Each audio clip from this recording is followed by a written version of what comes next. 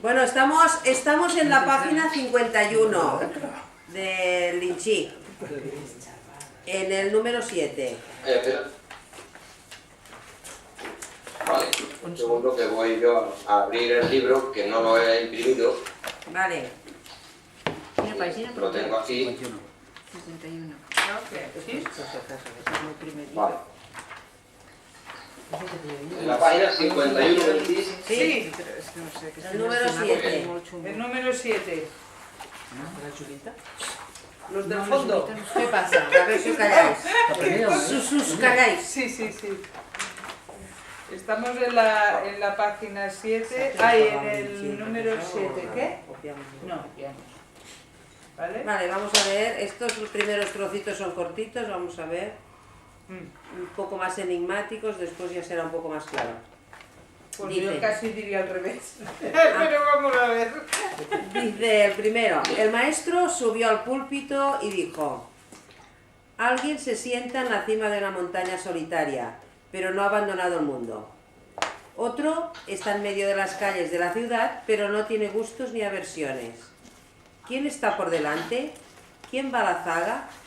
No creáis que estoy hablando de Vimalakirti y no penséis que estoy hablando de Futashi.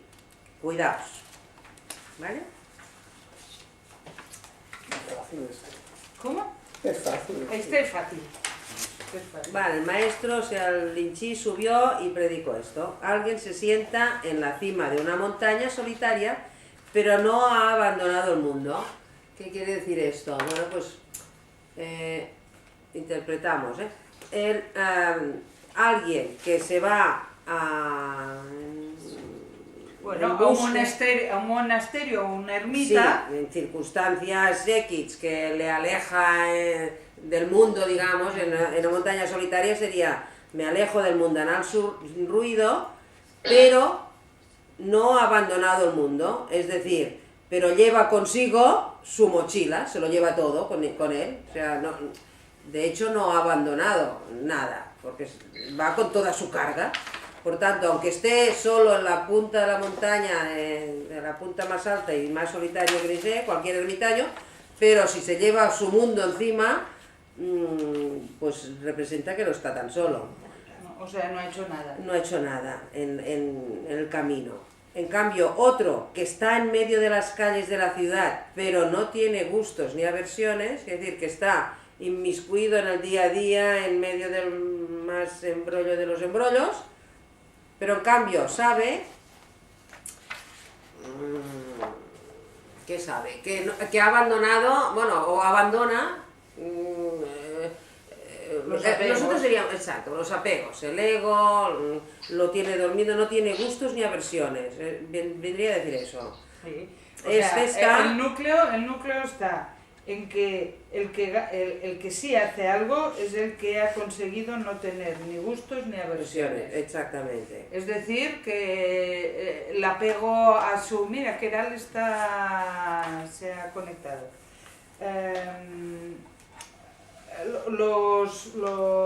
Su ego está en stand-by.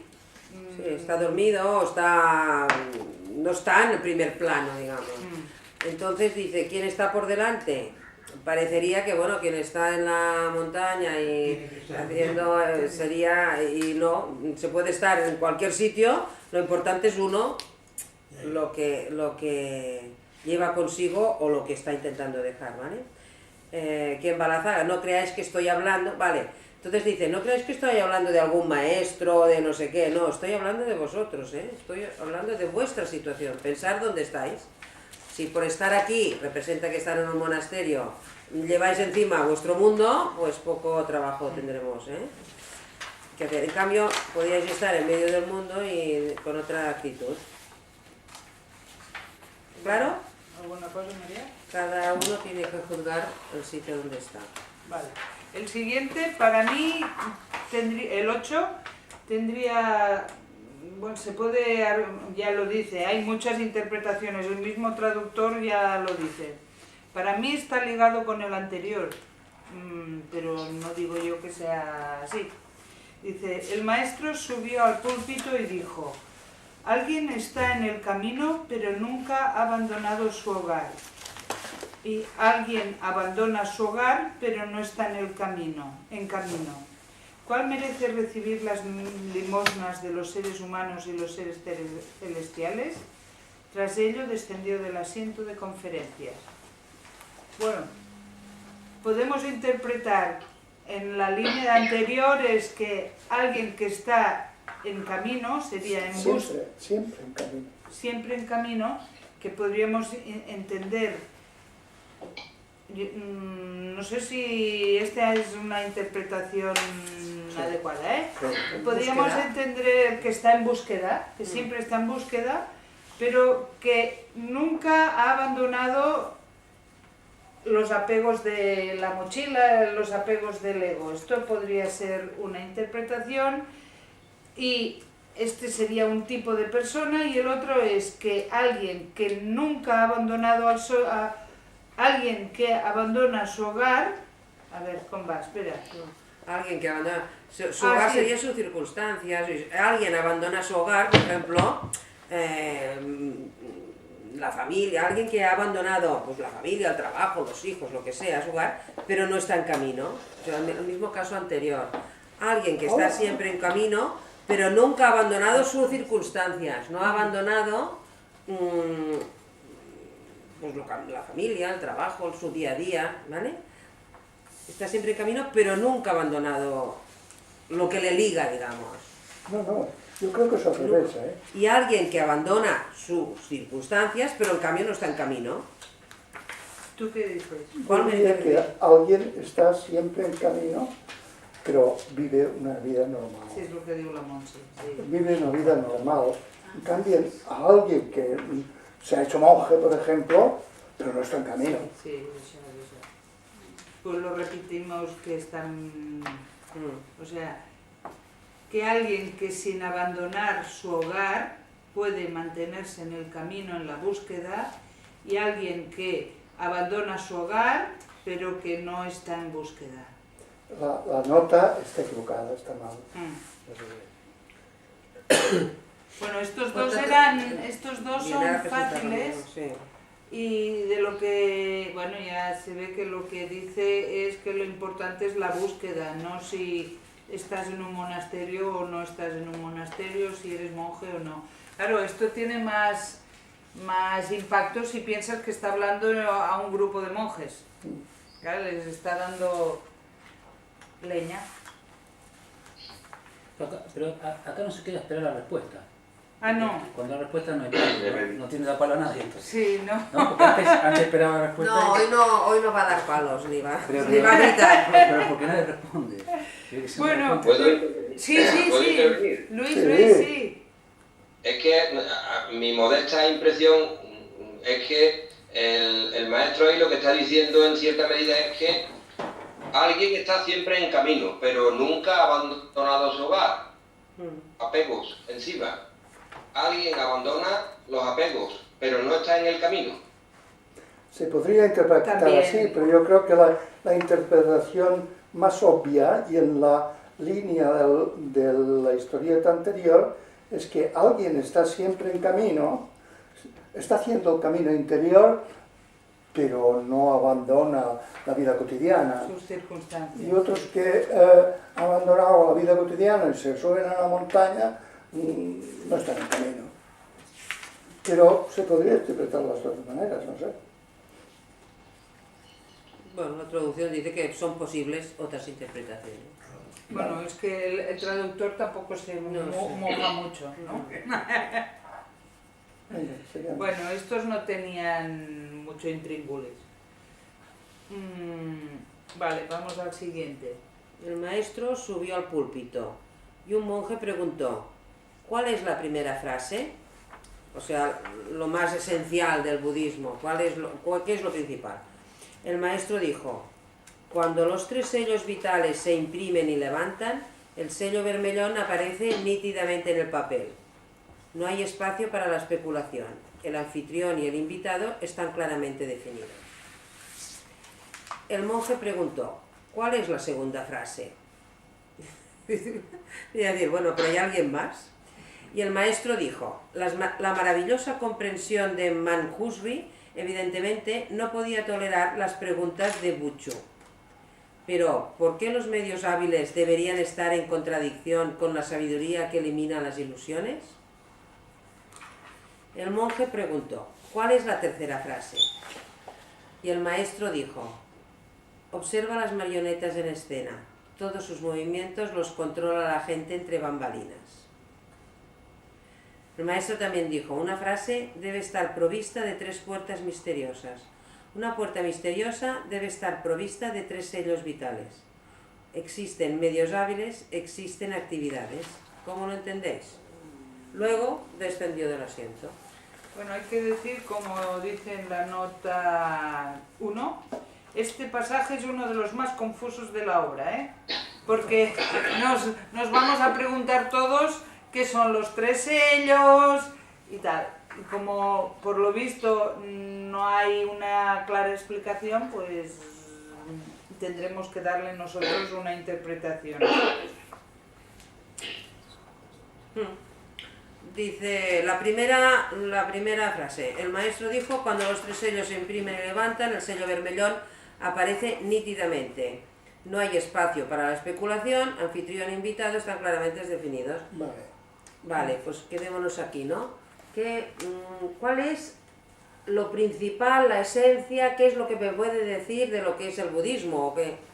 Y él dice, mira, en lugar de decir, no te digo nada, dice, igual que un sello cuando se imprime y se levanta, no hay nada, se imprime y se levanta, ¿ves lo que hay? Pues oye, no hay espacio para la especulación. No hay espacio para, venga y dale y toma y acláralo y contéstame y ahora te lo explico de una manera, explico de otra. No hay espacio para la especulación. Anfitrión e invitado están claramente definidos. Vendría a decir, la dimensión absoluta es manifiesta. Es así. Ni cómo, ni cuándo, ni dónde. Es como la iluminación súbita. ¿Se ve o no se ve? Punto. No hay más. Es así de... yo creo que es así de duro. ¿Qué es lo principal? No te puedo decir, no dice nada. Es así, punto. Sí, es un dato. Sí. Es un dato y es manifiesto. Y se ve, punto. Y no hay espacio para la especulación. Por eso no hay espacio para la especulación, todo está claro, definido. No te debo ninguna explicación, lo tienes que ver. ¿Vale? Casi que no sé ni por qué me lo preguntas. ¿Tú qué dices? No, que ya es esta interpretación. Lo que pasa es que le gusta hablar de 3 sellos, o sea, como grados diferentes de profundidad. Pero dice, Haros dice, 3 sellos vitales se imprimen. Y entonces cuando se levantan, como en las pinturas chinas, aparece nítido sobre el papel, nítido el efecto de estos 3 sellos. O sea, esta dimensión absoluta, desde un punto de vista enormemente vital, pues se imprime y deja su señal. Y la deja de tal manera que no hay espacio para la especulación.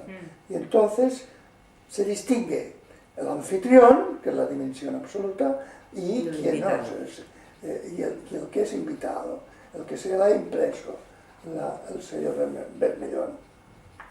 O sea, el sello de lo que queda impreso. Sí, claro.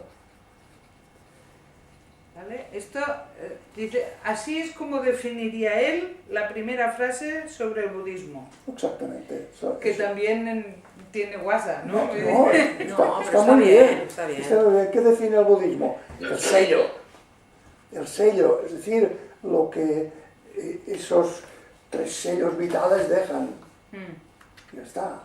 Que aparece nítidamente en el papel. El papel en este sentido, en este momento, que sería el invitado.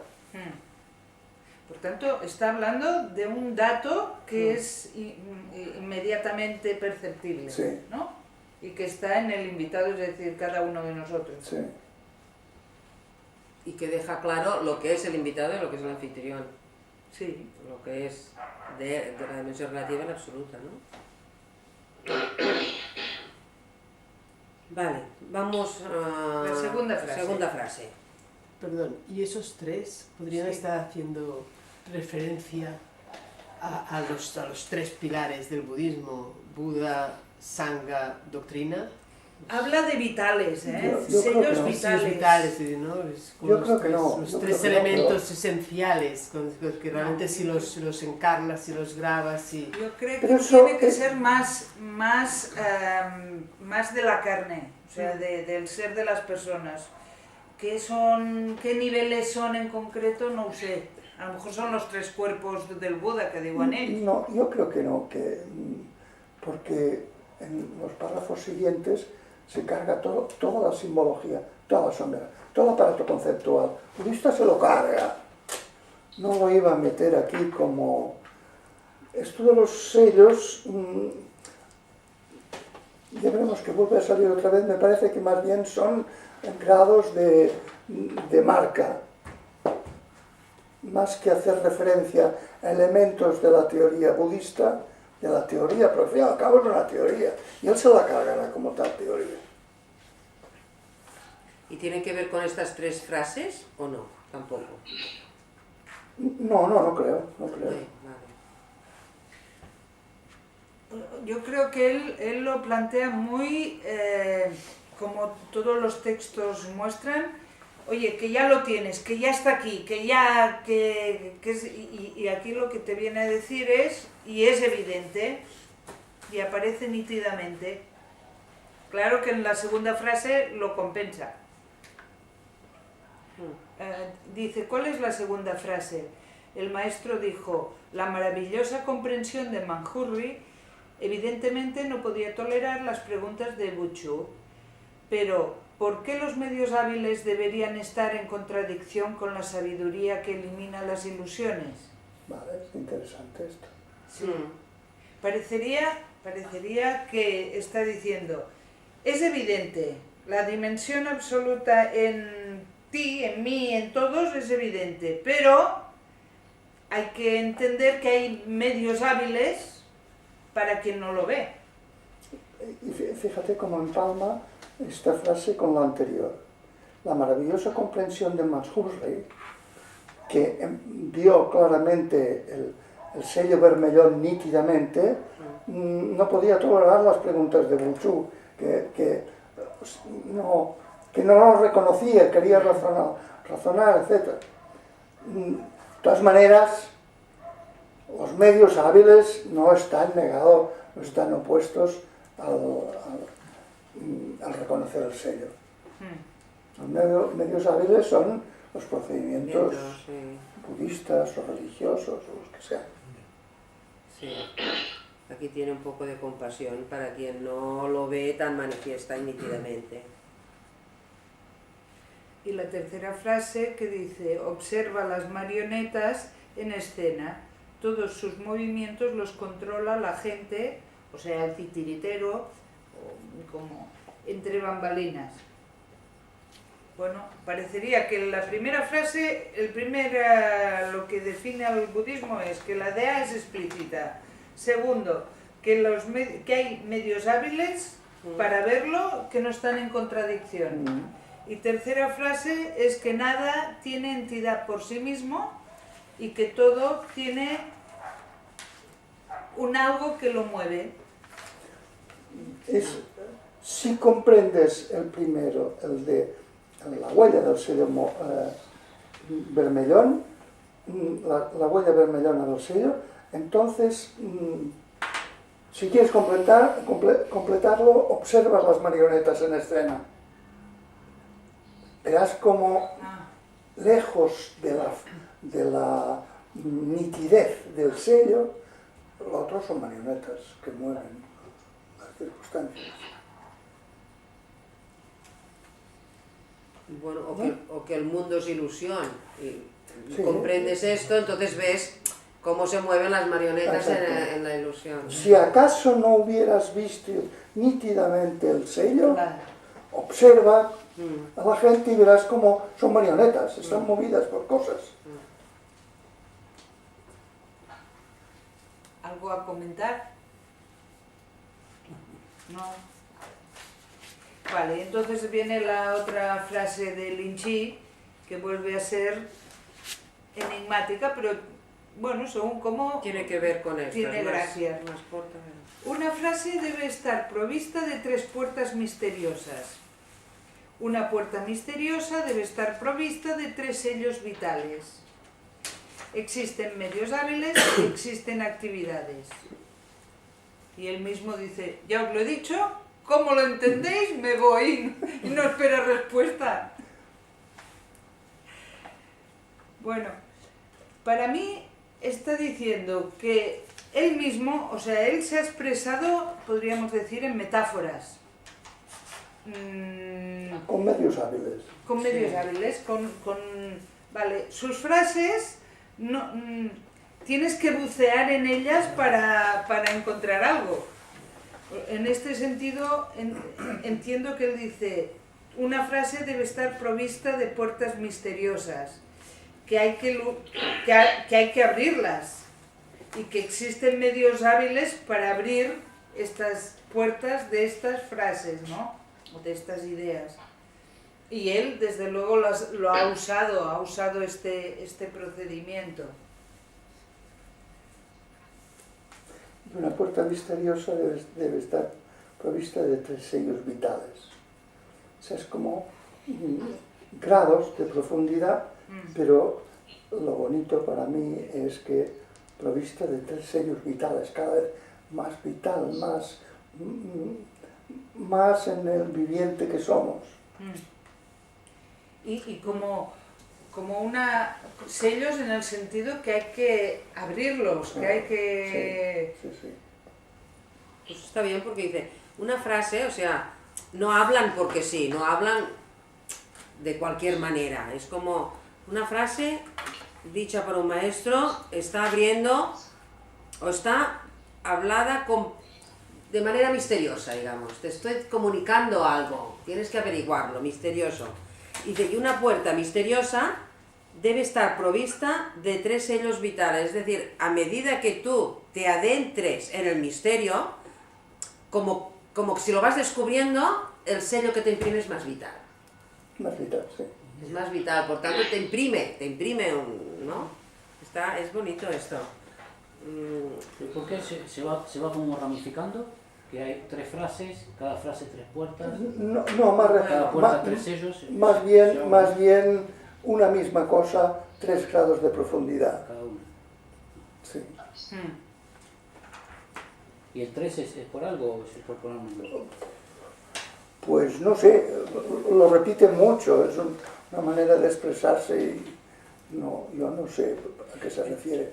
No creo que sea lo que hace referencia a los 3 cuerpos del Buda, cosas de estas, porque él no cree en eso.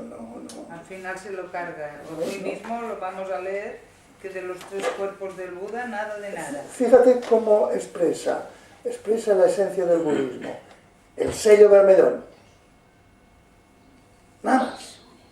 No todo un aparato conceptual, unas creencias, nada. El sello que es inmediatamente perceptible y claro.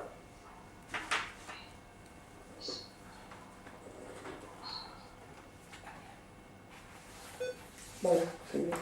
Vale, venga, pues hemos empezado hemos acabado esta primera parte, vamos a empezar la segunda parte. Que está... Cuando dice existen actividades, ¿a qué se refiere? Para mí son métodos, procedimientos. como medios hábiles también, ¿no?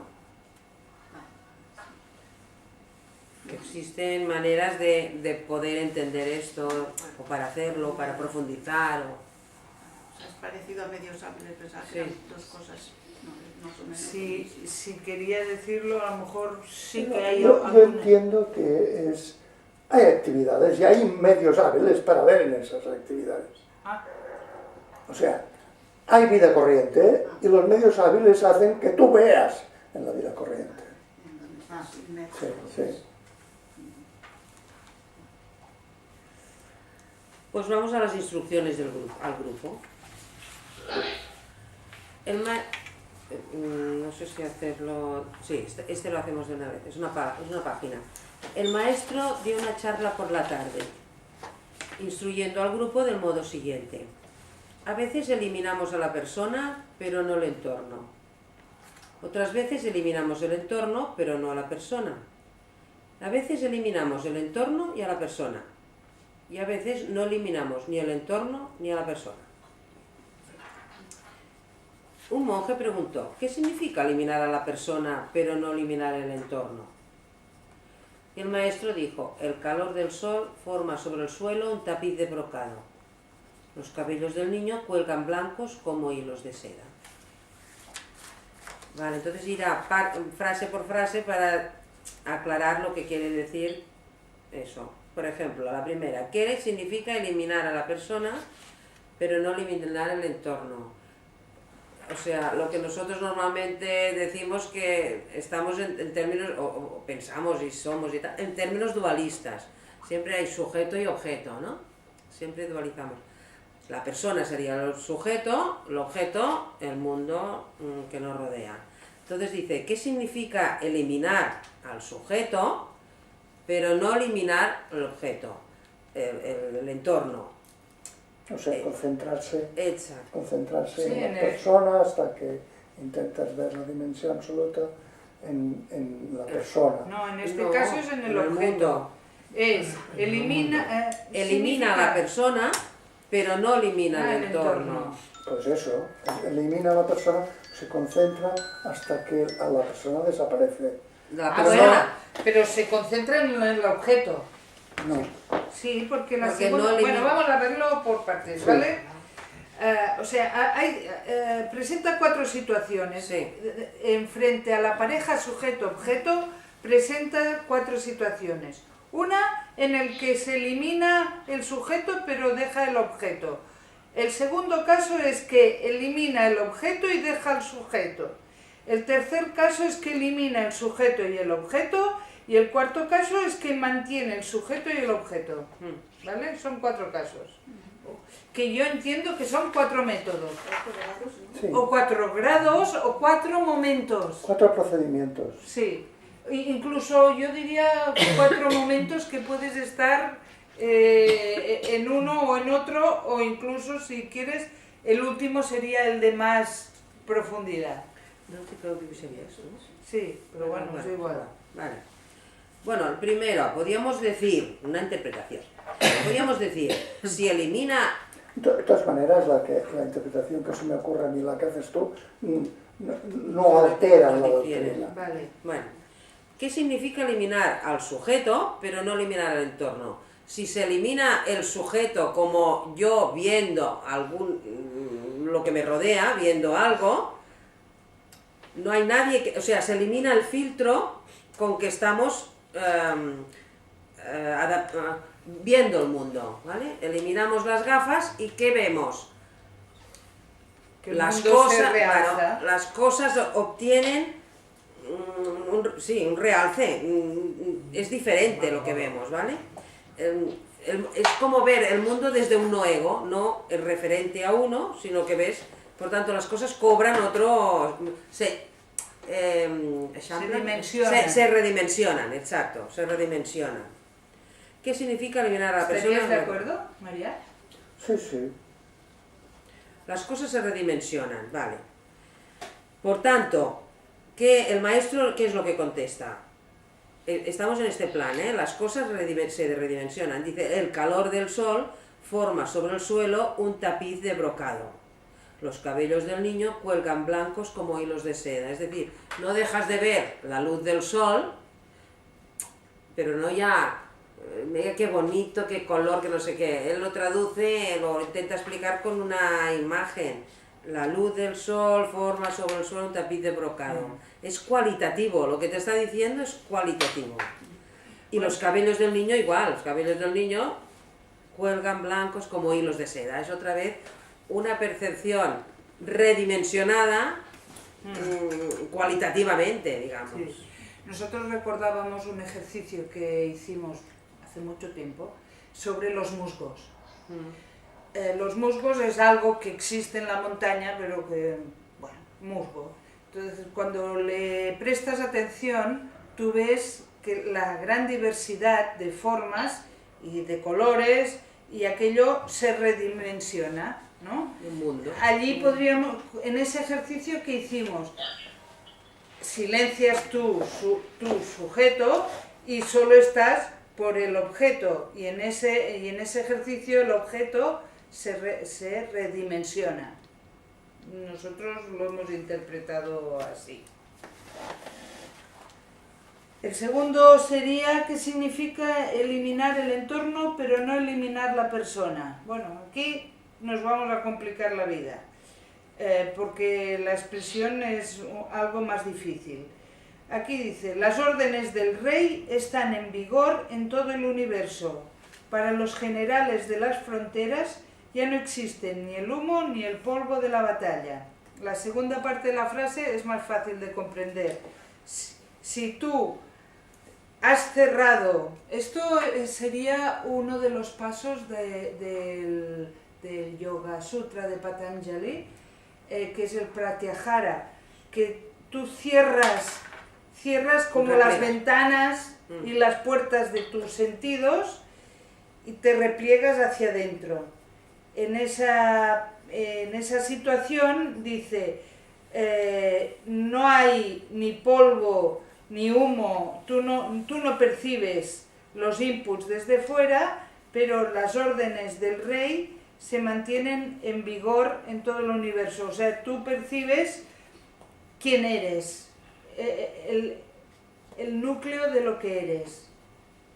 Es como, sí, entendemos que pasa por un replegar todos los sentidos, por tanto el mundo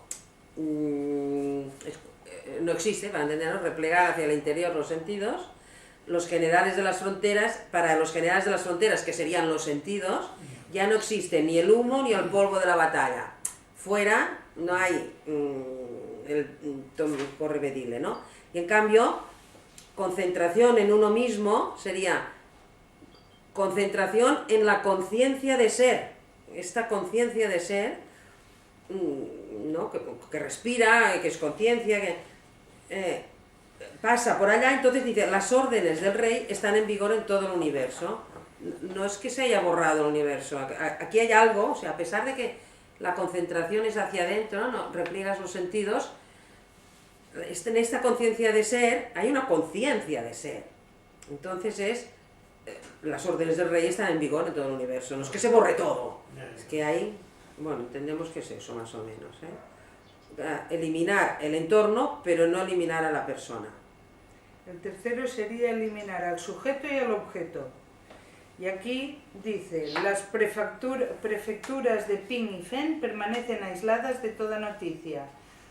Aparte, cada una en su rincón. O sea, es un momento en el que el sujeto y el objeto no entran en relación. Es difícil pensábamos que es una situación difícil de imaginar previamente o de concebir, pero a la vez es una posibilidad que es sorprendente, o sea, te abre una posibilidad que tú no te imaginabas. Bueno, dice que es posible eliminar persona y objeto, borrarse a todo. Es como un reset. Un reset. ¿Estarías de acuerdo? Después hago un dibujo. Vale. Y finalmente, mantener el sujeto y el objeto. Y él dice, el rey asciende a su sala de joyas, los viejos campesinos cantan sus canciones. Es decir, vuelve al mercado como sería en las 12 fases del buey, o como dice otro dicho budista que luego tú vuelves a la realidad y todo canta una canción plena. Vuelve la dualidad y entonces todo es diferente también, porque el rey asciende a su sala de joyas, es decir, todo es paz, felicidad. Vuelve la dualidad, no siendo dualidad ya. No, bueno, de acuerdo, pero entonces es todo paz, todo felicidad, todo canta la DA, ¿no? Uno es consciente de que aquello, sin dejar de ser, es diferente, ¿no? ¿Sería? Sí. Bueno, le captas ¿Quieres, Rubén, ¿quieres agua?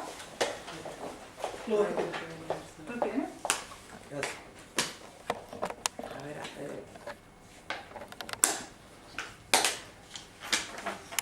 Yo voy a intentarlo a aclarar ¿Qué?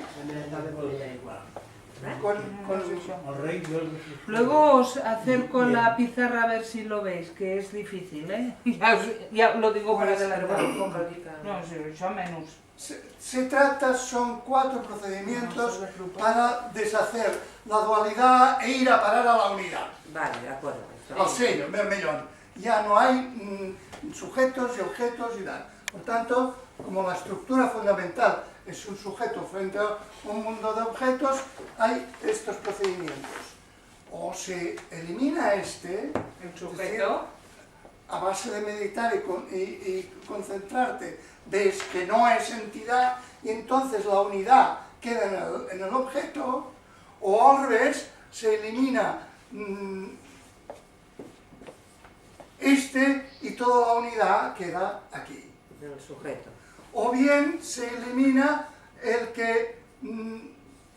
se elimina la relación. Y entonces hay unidad aquí o hay unidad aquí. Tanto puedes mirarte, o sea, repito, en el primer caso deshaces al sujeto como entidad y lo que queda es eso. Al revés, deshaces el objeto como entidad, o sea, el entorno como entidad, y lo que queda es la unidad. Aquí En el deshaces sujeto. la relación, queda unidad, unidad, ¿eh? Aquí unidad, unidad.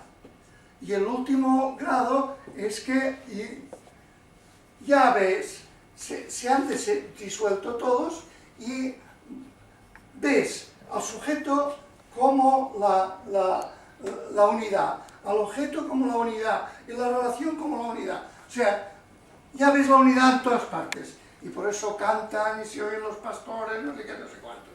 ¿Entendéis? Estas son las 4 advertencias que hace con respecto al trabajo que uno puede hacer. Puede hacer trabajo sobre el sujeto hasta ver su no ser, o ver su no ser, y entonces, como en el Buda, en el yoga de Patanjali, lo que queda es eso en el que aparece la no dualidad. Y aquí igual, aquí aparece la no dualidad. Aquí aparece la no dualidad en los 2 grados y aquí ya se ve que no hay diferencia entre la dualidad y la no dualidad. Vale. Cuando tú hablas de unidad, ¿Queda claro? sí, No. cuando tú hablas de unidad, cuando tú dices, y aquí es unidad, Eso es, aquí el sello. Aquí el sello, aquí en los 2 lados, ya no vistos como una relación de sujeto-objeto, está el sello en los 2 y aquí el sello y la vida cotidiana es lo mismo. vale. Mejor tu interpretación es más de profundis. que No, diría. nada. No. Es más esquemática. No, y más. Vale. Pero la mía sería el primer sello. No, pero La por eso tercera ya debe ser el por eso segundo te tercero. decía que lo mismo da que se interprete de un lado o de otro, porque salen las mismas combinaciones. Sí, pero Eso tú has sí, porque remarcado, las combinaciones. tú lo que has remarcado, que no habíamos remarcado nosotros, es que has remarcado 2 cosas. En el primer caso, que se elimina el sujeto, tú dices, se elimina no por concentración sobre el objeto, sino por disolución del sujeto. Es igual, pero también por eso te digo que podríamos quitar esta eliminación y ponerla aquí, y entonces el juego de combinatoria es exactamente Vale. el mismo. O sea que una diferencia que no tienen por qué ser incompatibles es que tú propones que la disolución del sujeto, el primer caso es por disolución, porque lo ves que no tiene entidad, y entonces ves la unidad en toda la realidad. Claro, si tú ves la no entidad del sujeto, eliminas la dualidad. Sí. ¿Y dónde la eliminas? En el objeto. Aquí eliminas la dualidad, ¿dónde la ves? En el sujeto. Aquí eliminas la dualidad, ¿dónde la ves? En uno y otro, porque ya no es una relación de sujeto-objeto, porque ya no es necesitado con el medio de sobrevivir. Y aquí, al final, te das cuenta de que no hay más que una realidad. Y por tanto, la cotidianidad y lo que consigues con la meditación y esto, o sea, el sello y la cotidianidad es lo mismo. No hay, aquí no hay dualidad, y sí que hay dualidad, pero transformada. Y el tercer paso. Exacto, este Porque caso... el primero y el segundo, mira, y la última también. Pero el tercer paso, ¿qué quiere decir? El Que tercer eliminas la relación. Fíjate, entonces, cuando tú ya has visto que se puede ver la dimensión absoluta en un campo, o que se puede ver la dimensión absoluta en mi propia persona, entonces dices, ah, bueno, pues lo mismo da, puedo hacerlo. Si yo no entro en la relación de animal necesitado respecto de necesidad, está deshecha la dualidad y puedo verlo en un lado o en otro. ¿Me explico? Se puede ver en un lado o en otro indiferentemente, pero todavía, dijéramos, es eliminando la relación. Como no es una relación de sujetos y objetos, sujeto con respecto a sus objetos, está el sujeto y los objetos, pero sin entrar en relación. Podríamos decir que todos son objetos o que todos son sujetos, de alguna manera. Y el último paso, evidentemente, es que todo este trabajo es para llegar a ver que no hay más que lo que hay. Y viene así. Pero ya sin depredador que depreda. Todos los métodos no hacen más que esto. Todos los procedimientos son... ¿Lo entenderías como pasos progresivos? Bueno, primero, segundo. Bueno, sí, son progresivos, pero no hay que hacer primero el objeto o el sujeto, eso es igual, ¿no? ¿Y podrías entender que hubieras llegado al tercer paso, pero en algún momento volverte al primero y luego volver al cuarto y después parar al segundo y... Hombre, esto evidentemente que puede ser que un individuo haga este proceso y llegue aquí, pero entra a su relación de necesidad y sus deseos y deshace el trabajo y se encuentra otra vez aquí. Esto es de cada día, por decirlo así. Hasta que queda definitivo, pues puede ser que tengas que hacer varias veces el proceso.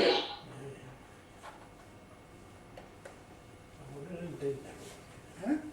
Que lo bueno es entenderlo, Sí. el sistema, sin vivirlo. Por ejemplo, este proceso puedes hacerlo con la cabeza, pero tu sentir no ha sido capaz de seguirlo. Ya, Y está aquí, tendrás que volverlo a hacer hasta que lo arrastres. ya. Y por desgracia esto es lo que pasa.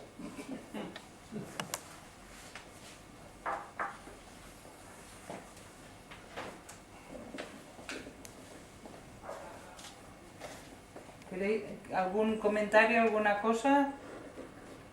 Va, Pilar, és Sí. una pregunta.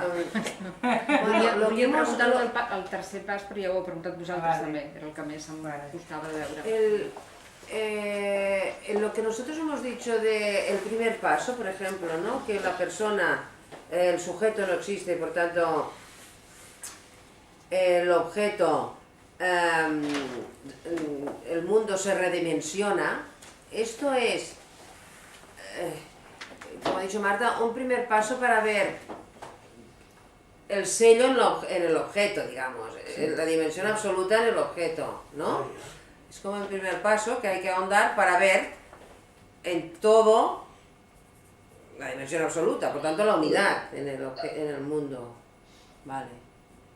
Luego el segundo paso que hemos dicho, bueno, retraerlos, concentrarse en en uno mismo, retraer todos los sentidos para que es como que el mundo no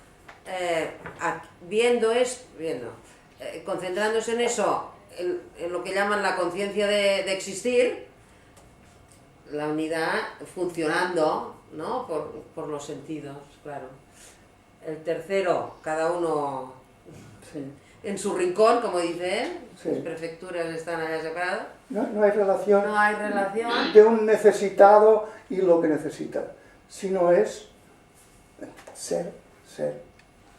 María, entonces, aunque lo vamos a ver más adelante, aquella famosa meditación que lo hacen los Upanishads, en que dicen, en el ojo lo llamamos vista, en el oído lo llamamos oír, que saldrá aquí, ¿no? En la nariz detecta los olores. ¿Estaríamos en la segunda? No, en la última. Porque él está diciendo, en mí, en todo lo mío, en todas mis funciones, está el sello rojo. Sí. ¿Vale? Es que no es más que el sello rojo. No es más que el sello rojo. Es lo mismo que la expresión budista que nos sale aquí en este autor. Pero lo que así viene. En tu ojo, así viene. En tus sentidos, así viene. En la relación de SO como animal depredador respecto de su medio, así viene. En todas partes, así viene. Cuando tú lo ves como así viene, estás en el último estadio. Sí, como es como así.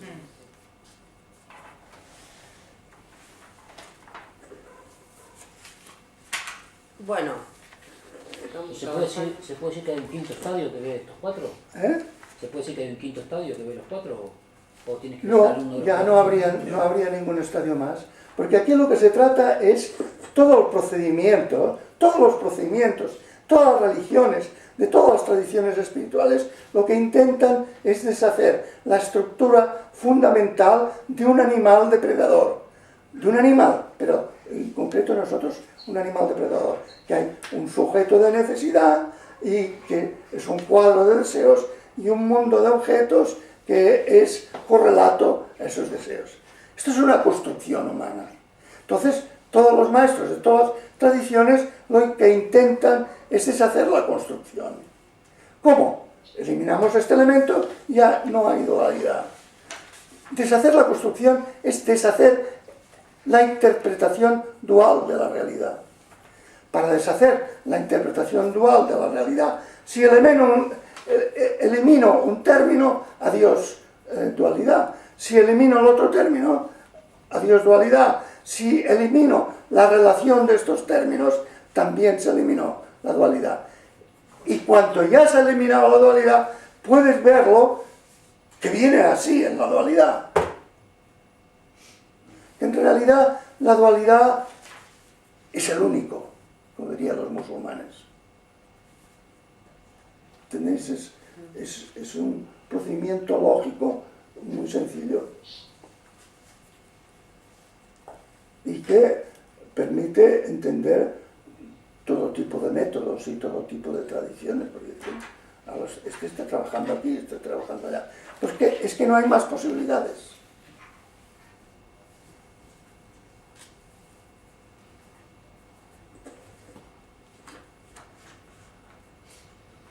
Aquí no sé si por parágrafo.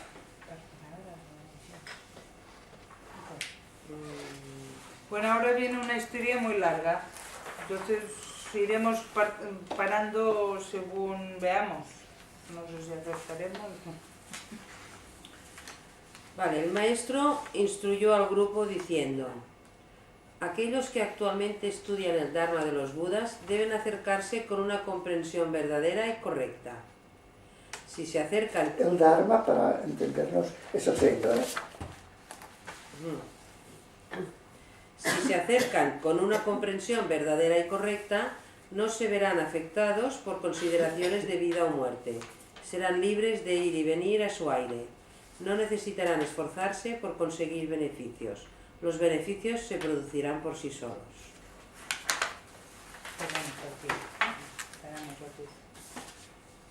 Bueno, les está pidiendo una comprensión, o sea, para llegar al sello que dice María, es necesaria una comprensión verdadera y correcta. Si la tienen, no se verán afectados por consideraciones de vida y muerte. Serán libres de ir y venir a su aire. Es decir, y no necesitarán esforzarse. Están ya en la unidad. Y vale, pero ¿por qué llegan ahí? O sea, ¿cuál es la comprensión verdadera que permite todo esto? A mí se me ocurre es la frase que resumes tú en que no eres nadie venido a este mundo. Sí. Si tú te comprendes como nadie venido a este mundo, entonces no te ves afectados por la vida ni por la muerte, eres libre de ir y venir a tu aire, porque el ego ya no pinta nada, podríamos decir, y no necesitas esforzarte por nada porque ya está. Es a la que reconoces el sello, ya está todo hecho.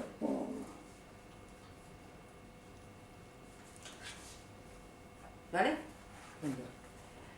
Seguidores de la vía, todos los maestros fuera de serie de épocas pasadas tenían métodos para liberar a la gente. Lo que quiero inculcaros es que no os dejéis confundir por los demás. Si queréis utilizar esta cosa, utilizadla y no tengáis dudas ni vacilaciones. Cuando los estudiantes de hoy en día fracasan a la hora de progresar, ¿cuál es su fallo? El fallo está en el hecho de que no tienen fe en sí mismos. Si no tenéis fe en vosotros mismos, estaréis siempre preocupados, intentando controlar el entorno y os veréis dirigidos y confundidos por cualquier entorno en el que estéis, sin poder moveros libremente. Pero si pudierais detener esta mente que corre sin parar buscando algo, no diferiríais de los Budas y de los patriarcas. ¿Queréis saber quiénes son los Budas y los patriarcas? No son distintos a vosotros. La gente que tengo delante mío escuchando esta charla sobre el Dharma. Estupendo. Es estupendo. Bueno, dice, todos los maestros siempre han tenido métodos. Dice, si queréis utilizar esta cosa me imagino que está refiriéndose a los métodos. Utilizadla y no tengáis dudas ni vacilaciones. Es importante esto. Venga, de acuerdo. Pero dice, ¿cuál es el fallo cuando los estudiantes se acercan y quieren progresar? ¿Cuál es su fallo? Antes ha dicho, utilizadla y no tengáis ni dudas ni vacilaciones. Y el fallo está en el hecho de que tienen dudas y vacilaciones. El fallo está en el hecho de que no tienen fe en sí mismos. Si no lo tenéis, estaréis preocupados por, ¿se lo hago bien? ¿No lo hago bien? ¿Estoy esperando esto? ¿No lo tengo? Os veréis dirigidos y confundidos por cualquier entorno en el que estéis, sin poder moveros libremente. Esto es verdad. Pero fe en ti mismo es decir, es el convencimiento de que eres de A, que no hay que ir a buscar fuera. Exacto, siempre es buscar, sí, que no busques, viene a decir, no busques fuera lo que está aquí dentro. Entonces, la fe en sí mismo es decir, yo soy eso, sería, ¿no? Yo soy eso, por tanto puedo, ¿no?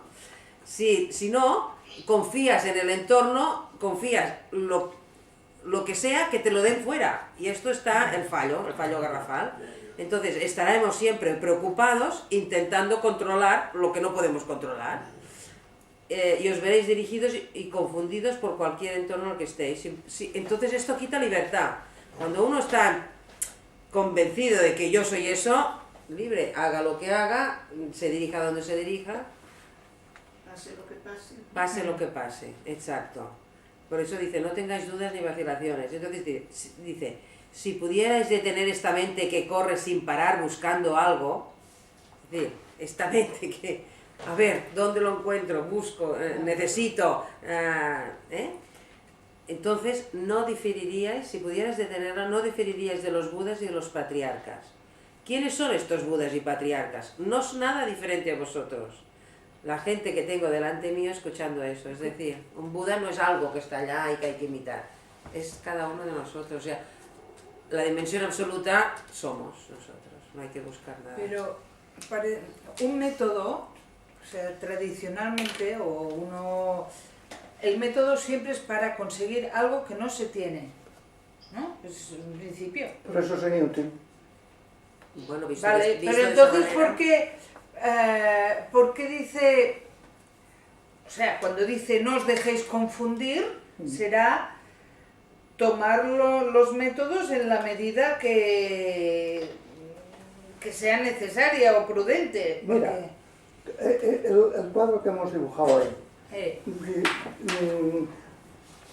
dice, podéis seguir cualquiera de esos procedimientos, pero si lo hacéis sin confundiros y decididamente.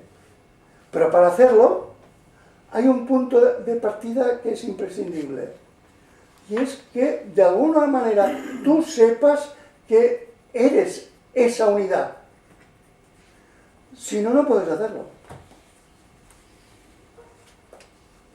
¿Entendéis? A ver cómo si lo explico mejor. Si yo intento deshacer la estructura dual de todo bicho viviente, especialmente de los humanos, intento deshacer la dualidad, es que de alguna manera yo confío que puedo hacerlo. Yo confío que tengo un punto de apoyo en mí que puedo hacerlo. Si no, no se puede. ¿Por qué? Porque si aplicas utilizas un método y te crees que el método te va a llevar a eso, no te llevará nunca jamás. No te llevará nunca jamás, porque una articulación de cosas finitas y concretas no te lleva a lo que es sin nombre, no hay manera. Te llevará en la medida en que tú intuyas, por eso dice la fe, estés abierto, intuyas que en ti hay la posibilidad de ver la realidad que no es dual. Si no ves eso, te fiarás en los métodos y los métodos te desviarán todos. Los métodos son como engranajes de ruedas, ¿no? Y claro, si tú te metes en un engranaje de ruedas, no sales del engranaje. Se trata de ir a lo que no tiene nada que ver con ningún engranaje ni con ninguna forma. Desde una cosa que es forma y engranaje, no hay manera de saltar al otro lado. Se puede cuando tú sabes, yo estoy atrapado por esa dualidad, pero sé que la realidad de la realidad, porque me lo ha dicho Buda, porque me lo ha dicho Jesús o por lo que quieras. La realidad de la realidad no es esa dualidad que yo construyo como animal. Y eso lo sé con un punto de certeza suficiente como para apoyarme en él. ¿Y dónde está el fundamento de ese punto de certeza suficiente? Porque es mi propia estructura. Es mi propia estructura. Yo como viviente tengo dos dimensiones y eso es experimentable. Una dimensión que tiene que ver con mis necesidades y una dimensión que no tiene nada que ver con mis necesidades, que está ahí. Y por tanto esa comprensión que es innata a la condición humana permite, si alguien te habla de ello, hacer pie ahí y usar los medios hábiles hábilmente, porque si no te enredan y dicen no os dejéis confundir. O sea, podríamos decir que los métodos por sí solos no son suficientes. Son inútiles, pero es una manera, no recuerdo dónde leí, pero tenía gracia.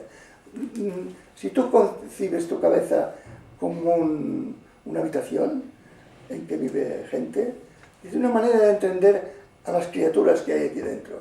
Pones un método y te concentras y hace que te vuelvas hacia las cosas y las mires con más interés y no estés en tus rollos interiores. Sirve para eso. Pero si tú te crees que hay un método que te puede llevar con relación de causa y efecto, estás frito, porque entre lo propio de un animal y la inmensidad de los mundos, el absoluto, no hay ninguna relación de causa y efecto. Tanto no te llevará.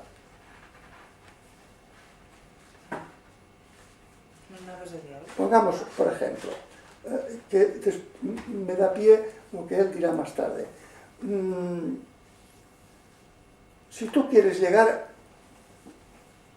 a concebir y vivir el único, la unidad absoluta, lo que realmente es, etc., no puedes tomarte en serio ningún sistema de creencias ni ningún sistema de espiritualidad. ¿Por qué? Porque te encajonan en conceptos humanos, te impiden pasar. Por lo tanto, este señor lógicamente dirá, bueno, yo expongo esto dentro de los cuadros budistas, pero luego dirá, barre todo ese aparato, que es un aparato conceptual humano, y podrás llegar. Si no lo barres, no podrás.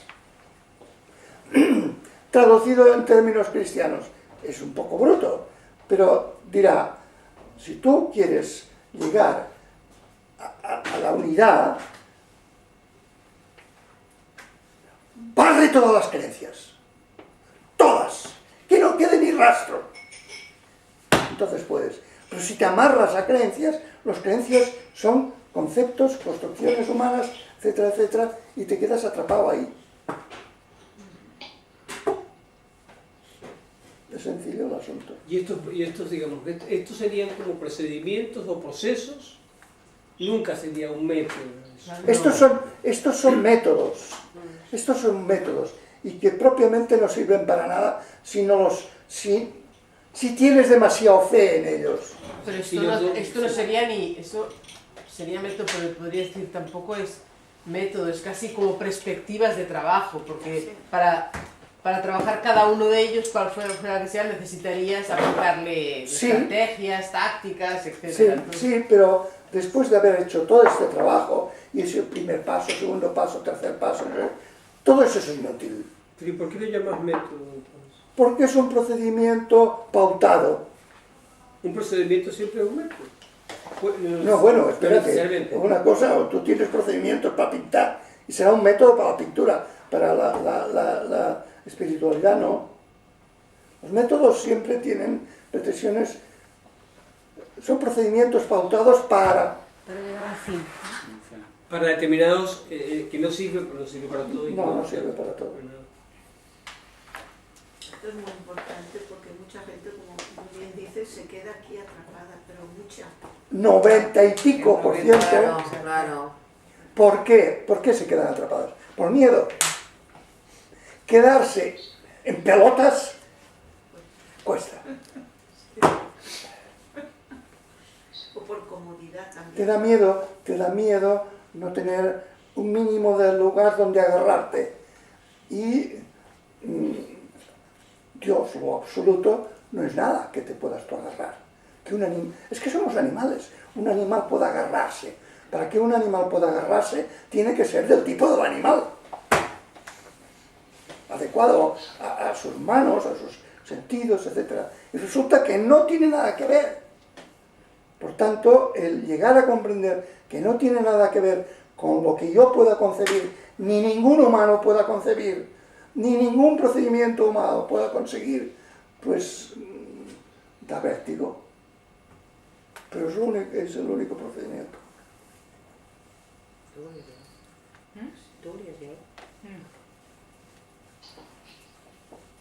Perdón, Sí. ¿puedo hacerle una pregunta a María? Sí, adelante. ¿Dónde estaría la frontera entre el nihilismo y eso que está usted desarrollando? Con lo que yo personalmente estoy de acuerdo, porque estoy intentando, en la medida de mis posibilidades, prescindir de todas las creencias. Sí, pues la diferencia está en la finura de la comprensión humana. El nihilismo es un vacío, vacío, vacío. Esta gente, los budistas le llaman vacío, pero es un vacío que es pleno. Es vacío no porque... Es vacío porque yo no puedo meterle mano por ningún lado. A ver si me explico mejor. Esa unidad es el gran misterio de los mundos. El gran misterio de los mundos. Nosotros somos pequeños animales terrestres, con un cerebro y unos sensores y unas capacidades de actuar propias de un animal terrestre para sobrevivir depredando y procrear. Este aparato mental, cerebral, sensitivo, etc., no tiene nada que ver con la inmensidad de los secretos de los mundos. Por tanto, cuando yo, pequeño animal terrestre, intento agarrarme ahí, pues me da la sensación que es vacío. Pero no es vacío porque no haya nada, sino es vacío porque es de tal calibre que yo no tengo manera de meterle mano. Con mi mente finita. Con tu mente finita, es una palabra todavía demasiado suave. Con tu mente de un animal depredador. Esto es lo que hay. Esto es lo que hay. Correcto. Gracias.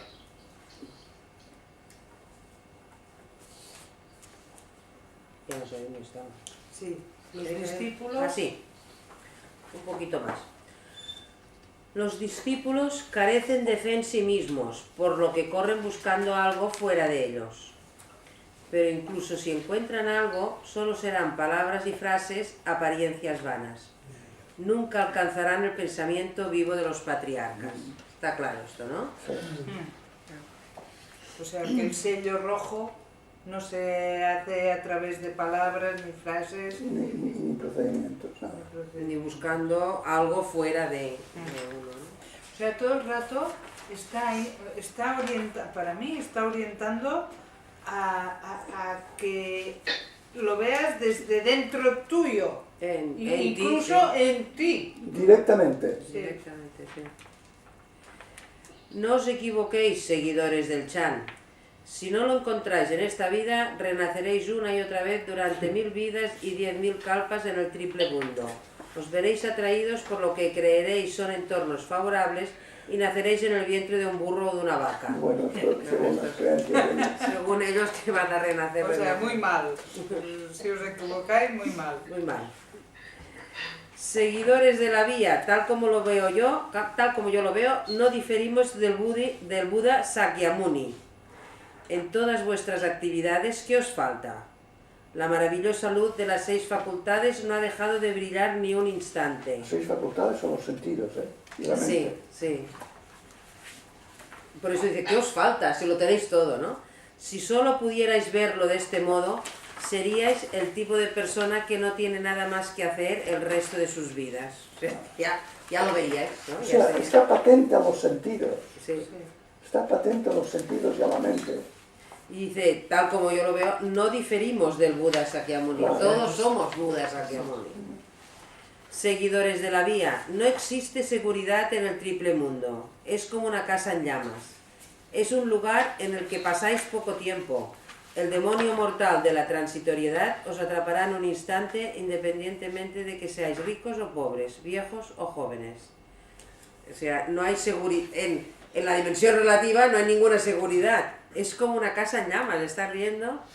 Además, pasáis poco tiempo y como si os dejáis atrapar, caeréis en este mundo de llamas. ¿Por qué le llaman? Esto les gusta mucho a los budistas. Casa en llamas. Por el deseo. Porque está ardiendo, porque se elimina, porque no vale nada. Porque el deseo va siempre detrás de... no paras. Porque vivir la vida de cada día, con la estructura dual, es vivir una vida de sufrimiento. Casa en llamas es quemarse. Vida de sufrimiento, estás ardiendo continuamente porque los deseos son siempre temor, las expectativas no se cumplen, estás sufriendo continuamente. Dice, sal de esa casa en llamas. No existe seguridad, es verdad. No solo seguridad, es más que seguridad. Es que estás ardiendo, estás sufriendo porque persigues continuamente tus deseos que se frustran, que todo deseo es temor en la misma intensidad, etc. Y es vivir en una casa en llamas. Por lo tanto, sal de esa casa en llamas cuanto antes.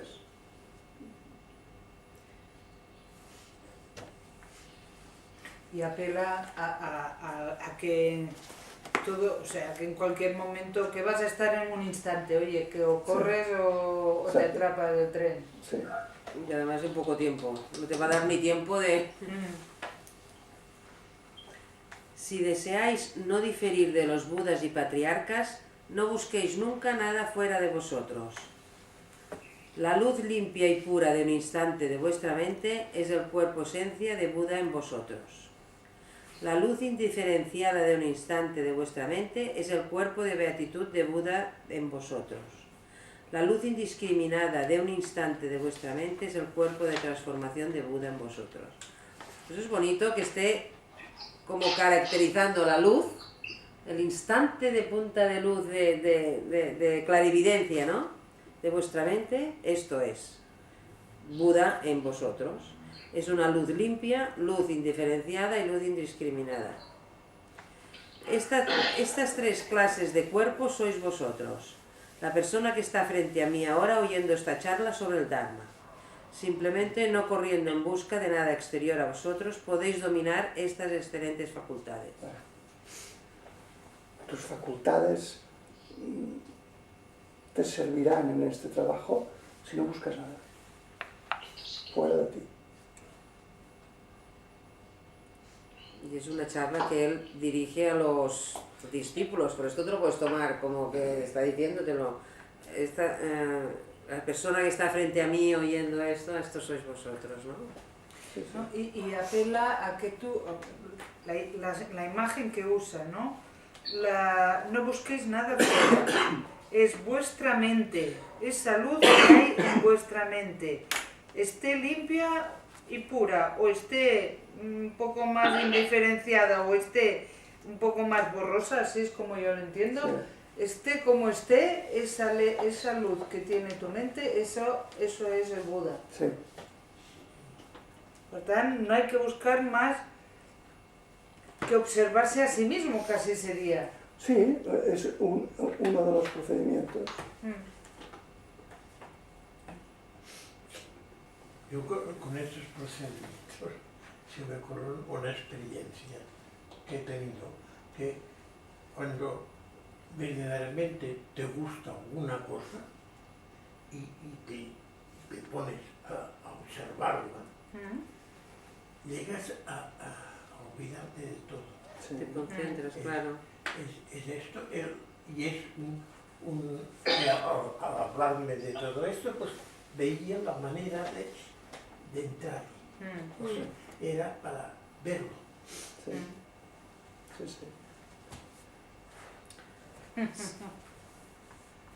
Según los comentaristas de los sutras y de los tratados, el triple cuerpo se toma como cierto tipo de meta definitiva, pero tal como yo lo veo no lo es. Este triple cuerpo no es más que nombres, o se trata de tres clases de dependencia. Un antiguo dijo, el cuerpo depende de la doctrina para su definición y la tierra se discute en términos de realidad. Podemos ver con claridad que este cuerpo del ámbito del Dharma o realidad y esta tierra del ámbito del Dharma no son más que luces que parpadean. O sea, y a pesar de todo lo que digo y cómo es y no sé qué, tres clases de dependencia, ¿no? Sí. O sea que la doctrina de los tres cuerpos de Buda, que es doctrina budista, pues tampoco. No es más que nombres. De todas maneras, dice, este cuerpo y esta tierra no son más que luces que parpadean, es decir, son indicadores que te dicen por aquí, por aquí, por aquí. No es que los desprecie, no te fijes, te están señalando un camino, pero no te fijes a ello. Seguidores de la vía. Sí. Debéis daros cuenta de que la persona que manipula estos destellos es la fuente de los Budas, el hogar al que todos los seguidores de la vía deben regresar. Bueno, lo pone como persona, pero en fin. Vuestro cuerpo físico, conformado por los 4 grandes elementos, no sabe cómo predicar el Dharma o escuchar el Dharma. Vuestro bazo y estómago, vuestro hígado y vuestra vesícula biliar no saben cómo predicar o escuchar el Dharma. Los espacios vacíos no saben cómo predicar o escuchar el Dharma. ¿Quién entonces sabe cómo predicar o escuchar el Dharma?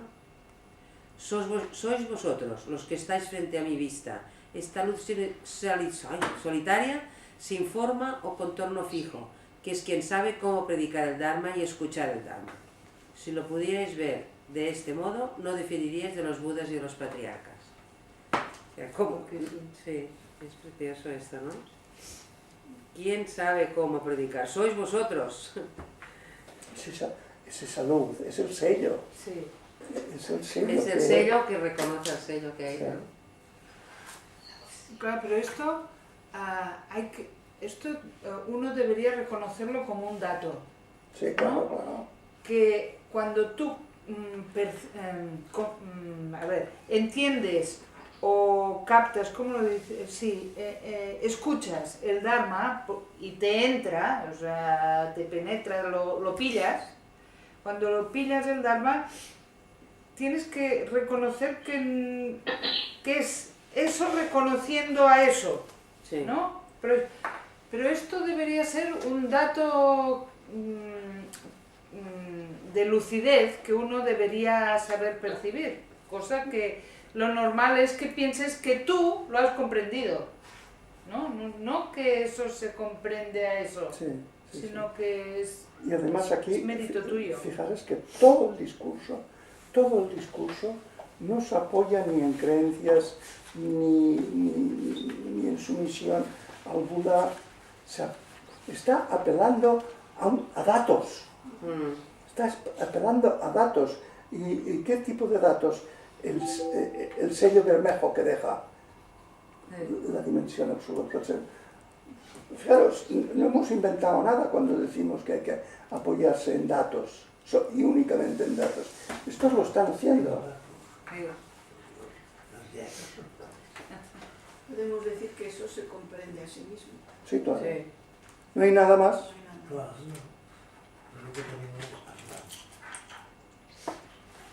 Un poco más. Dice, pero en ningún momento lo soltéis. Todo aquello con lo que topan vuestros ojos es esto. Pero cuando surgen los sentimientos, se bloquea la sabiduría.